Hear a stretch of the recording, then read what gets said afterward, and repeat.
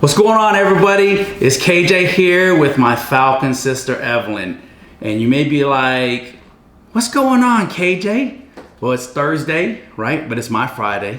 And Evelyn is here because she is running for Clark County School District C Trustee.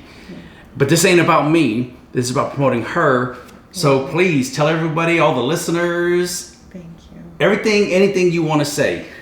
First of all, I'm so grateful for your time, Kevin, and just for bringing me on today. You know, my goal when I'm thinking about why my purpose in running for office for school board trustee is really the fact that we have so much potential in our district. Our young people are full of potential. Our educators are full of potential. Our students are full of potential, and I want to use my gifts and my skills in leadership that I've gained over the course of my career and that I plan to still continue to learn so that I can be of service on a school board. The school board has a responsibility to oversee 320,000 students. It has a responsibility of a $4 billion budget. Okay. And so if our leaders, are not equipped with the right tools to support the district at large and lead the vision of the district, then our students and our families and our teachers and this entire system pays a price. Right. And I think so I don't think I know, right? So before I moved to Las Vegas and I have kids, in the military, the number one thing we start asking is, where are the best schools at? Yeah. And I'm going to tell you, North Las Vegas, this area is not where they mentioned. It's always Henderson and Summerlin. And I chose North Las Vegas. And I think that's huge when you want to take on responsibilities, right? So for the listeners out there who may or may not know, right? Like what does District C cover, and how significant is it when it comes to the budget, right? The trustee, I mean, that's a huge responsibility, and the budgets, they're never plentiful, right? I mean, I think that's huge. I guess that's what we cover. What's District C, and how relevant, significant is the budget, especially when you're talking about District C? Yeah, the district at large, I said, has about over 300,000 students, and a significant number of staff. Now, I think it's important to recognize that CCSD is also one of the largest employers in the state. So when you look at the economy of the district and its impact from a larger scale, you just can't. It's huge. It's massive. Right. For District C, we see that the highest concentration of diverse students exists in District C, and at the same time, they also have the highest concentration of schools that have the lowest performing schools, and that's a huge problem. That means that our students who are the most diverse have access to some of the worst performing schools in the district. Right.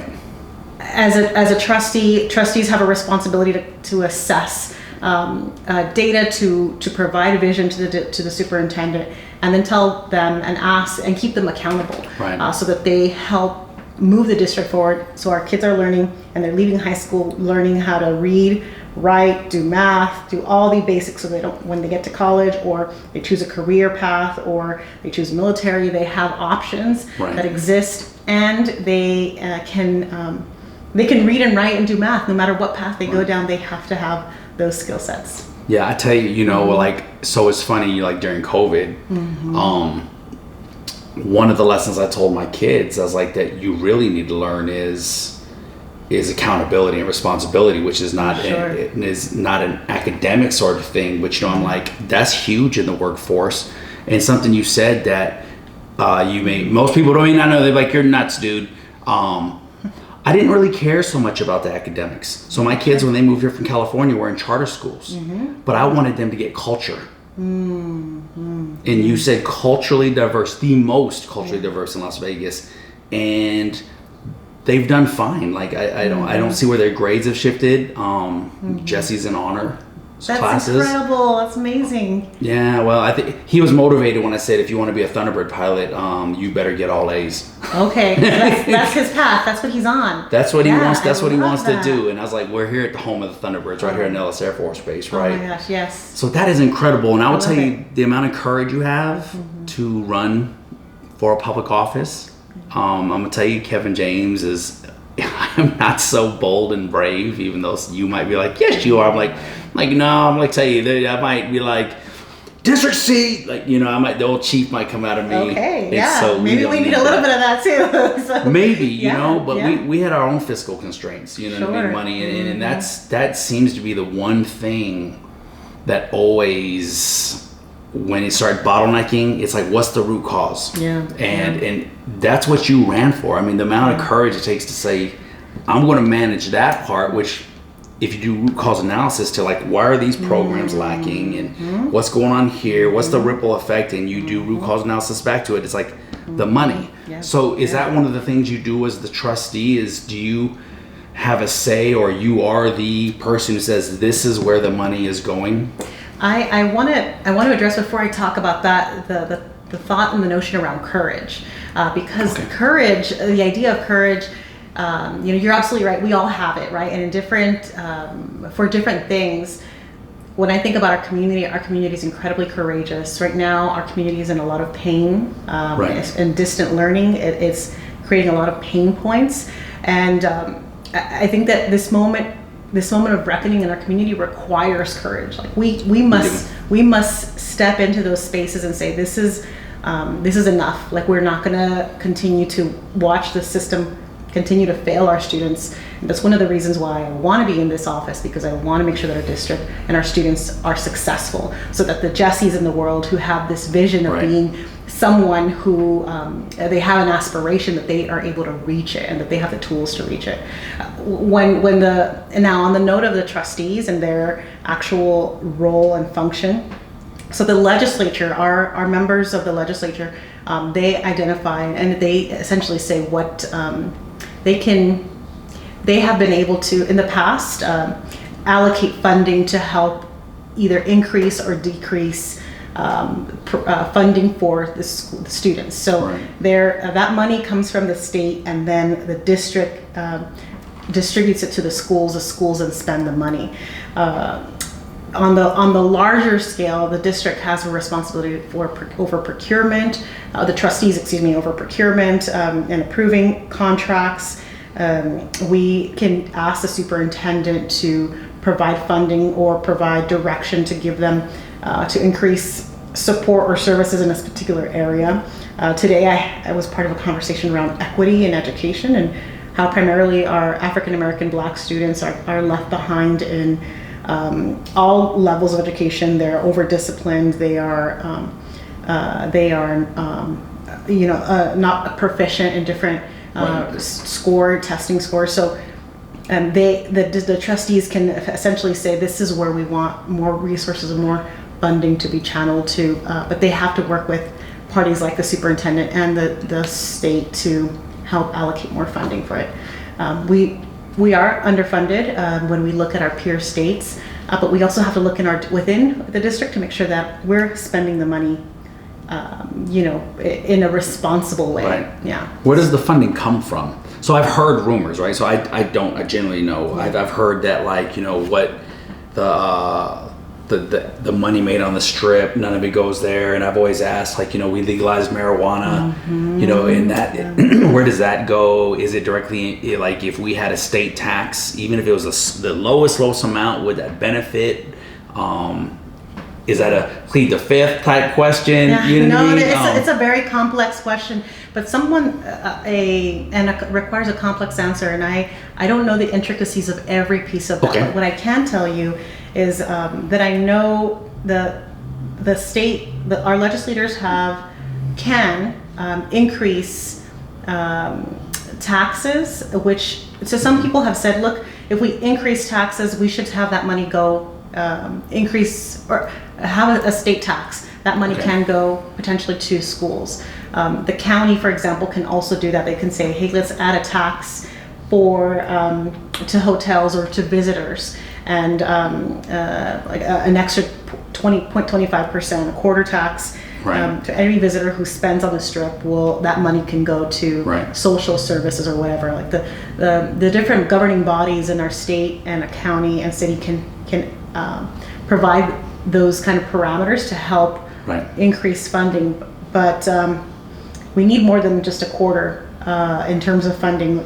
You know, a quarter for over 1 million people who visit it on a weekly basis pre-COVID may have been impactful, but where we are today, we have to get really creative with our resources. It really, you know, it's part increasing, working with legislators and working with members of the governing bodies who help determine where funding goes, and then also identifying ways that we can ensure that any funding cuts at the school district are stay away from the classroom, so that our teachers can buy glue sticks if they need them and not have to buy them out of pocket. Yeah, I'm used to getting the school list of saying, hey, can you please donate, you know, this or this, or like I think for my daughter it was always kind of like she needs like a ream of paper, blah blah blah blah, tissue, papers, you know, and I don't remember when I was a kid ever having to bring that to schools, and it blows my mind that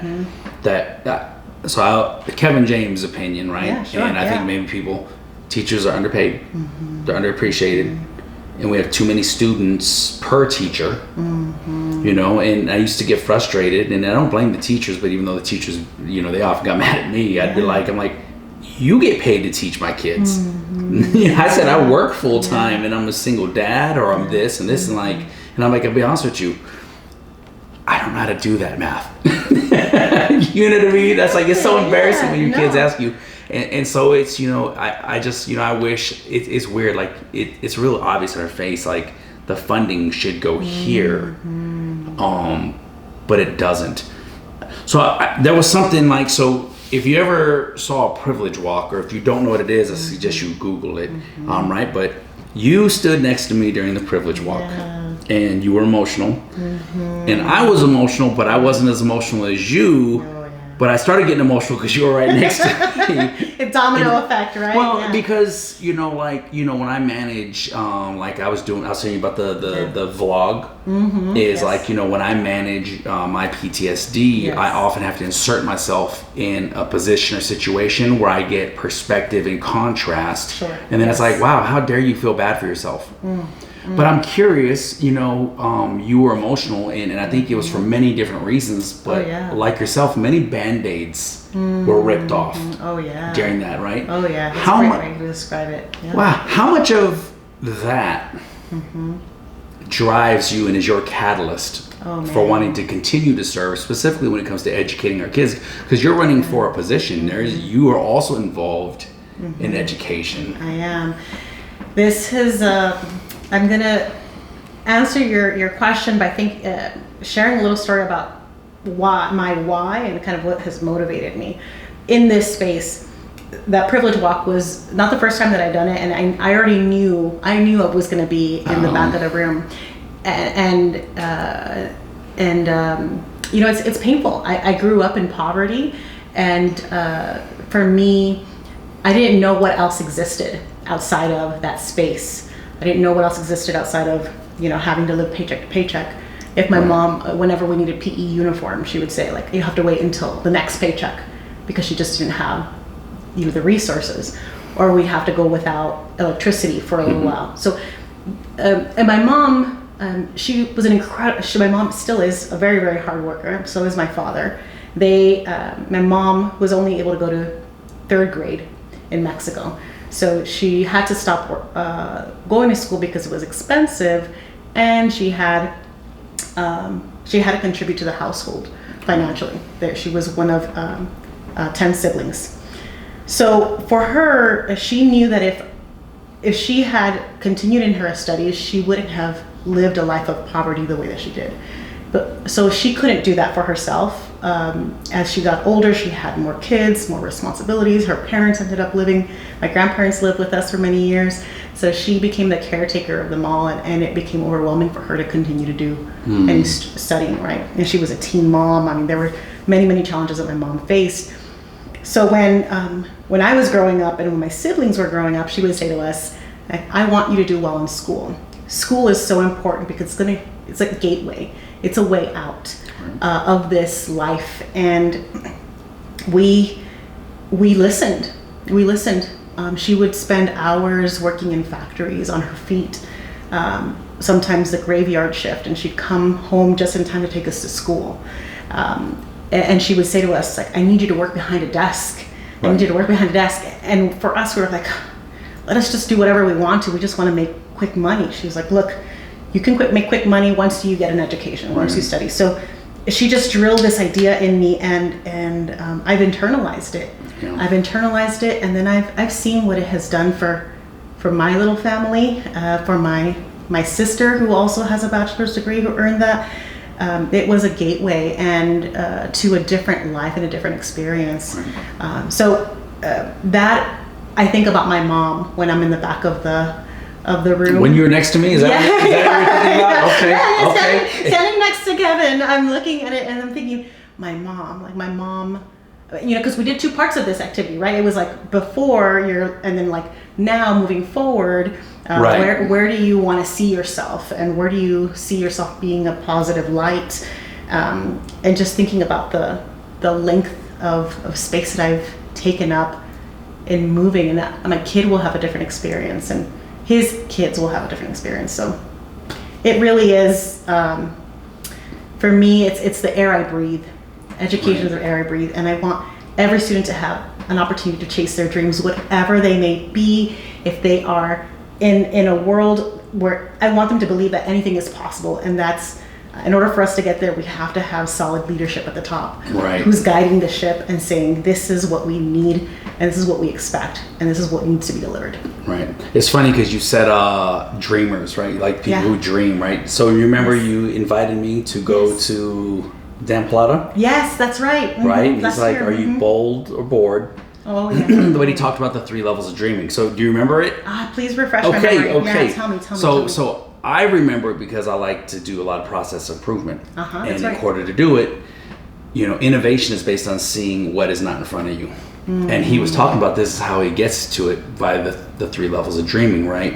So the first one is when someone throws an idea out there, you look at them and you just think they're clinically insane. Yeah. Like, what? Like, that's like me saying, like, I can run fast, right? I just can't no more, right?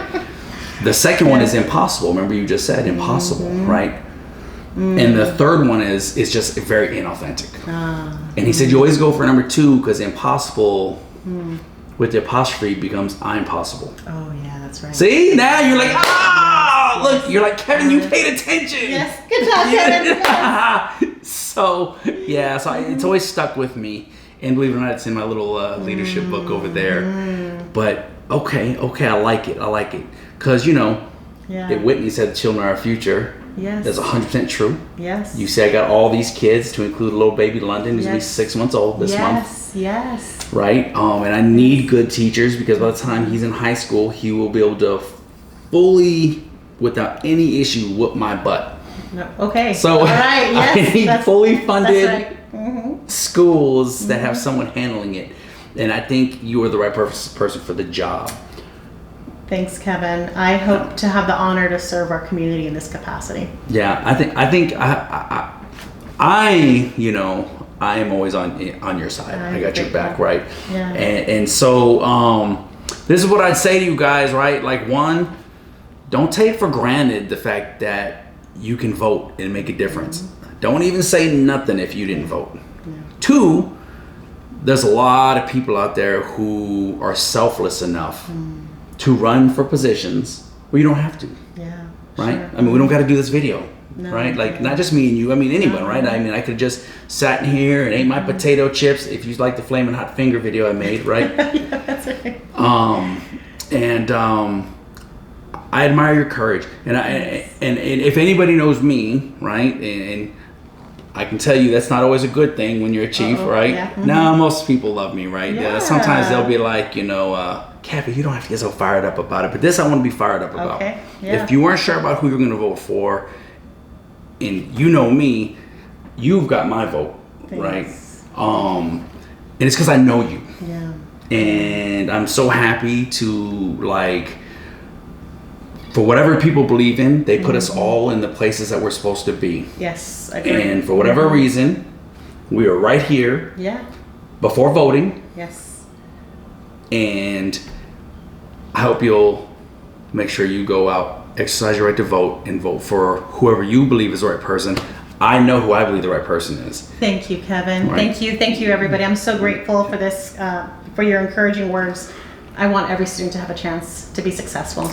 That's what we do. So this is what I would say on wrapping up. All right. Right? And I say this, one, because I've looked at the analytics on my videos, and the average watch time is not the full length of my videos. Yes. So, it works. why should someone vote for you besides what you've already said? Your why, and you care, and I know you do. How can they find you?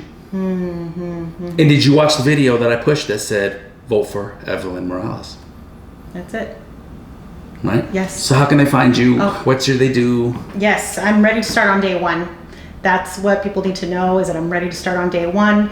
That's one of the reasons why people should vote for me, my experience and my insight and education and knowledge and my passion.